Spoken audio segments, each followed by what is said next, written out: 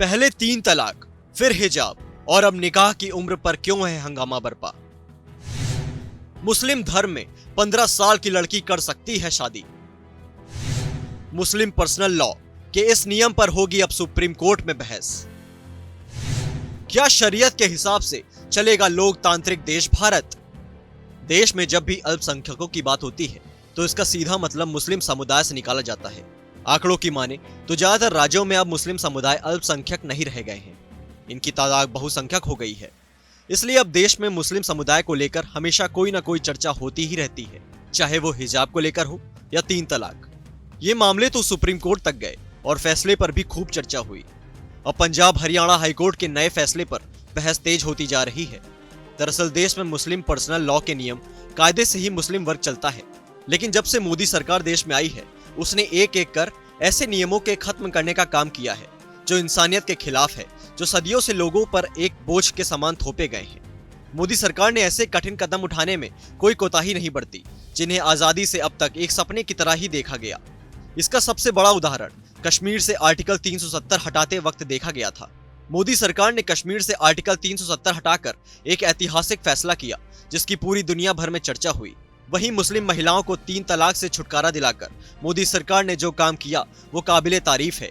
3 तलाक के मुद्दे पर मुस्लिम महिलाओं की हिमायत करते हुए मोदी सरकार ने इस कट्टर फैसले को खत्म करवाया और ऐसी मुस्लिम महिलाओं को नई जिंदगी दी जो इसका शिकार हुई थी।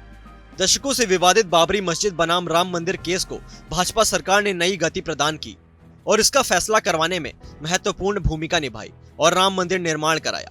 3 तलाक मुद्दे के सफल निस्तारण के बाद अब सुप्रीम कोर्ट में ऐसे ही एक नए मुद्दे पर चर्चा होने जा रही है। मुस्लिम पर्सनल लॉ के एक और नियम के खिलाफ देश की सबसे बड़ी अदालत में बहस की तारीख मंजूर हो गई है। इस बार मुस्लिम लड़कियों के निकाह की उम्र को लेकर देश में सवाल उठा है। सुप्रीम कोर्ट ने इस मामले में सुनवाई के लिए 9 नवंबर 2022 की तारीख तय की है। ऐसे में सवाल उठता है कि क्या मुस्लिम लड़कियों की शादी 15 साल में होगी। फिलहाल यह मामला अब सुप्रीम कोर्ट पहुंच गया है। इस सब के इतर मोदी सरकार देश के इतिहास का सबसे बड़ा फैसला लेने जा रही है। सूत्रों के हवाले से मोदी सरकार देश में समान कानून संहिता लागू करने की तैयारी में है। देश में अभी शादी, तलाक, उत्तराधिकारी और गोद लेने के मामले में भारत में विभिन्न समुदायों में उनके धर्म, आस्था और विश्वास के आधार पर अलग अलग कानून है। हालांकि देश की आजादी के बाद से समान नागरिक संहिता या यूनिफॉर्म सिविल कोड की मांग चलती रही है। इसके तहत इकलौता कानून होगा जिसमें किसी धर्म, लिंग और लैंगिक झुकाव की परवाह नहीं की जाएगी। यहाँ तक कि संविधान कहता है कि राष्ट्र को अपने नागरिकों को ऐसे कानून मुहैया कराने के प्रयास करने चाहिए। लेकिन एक समान कानून की आलोचना देश का हिंदू बहुसंख्यक और मुस्लिम अल्पसंख्यक दोनों समाज करते रहे हैं। सुप्रीम कोर्ट के शब्दों में कहें तो यह एक डेड लेटर है, लेकिन पीएम नरेंद्र मोदी के नेतृत्व वाली बीजेपी सरकार इस डेड लेटर को अलाइव लेटर में बदलने की पूरी तैयारी में है। समान कानून संहिता देश में लागू होते ही देश के सभी नागरिकों के लिए कानून एक होंगे।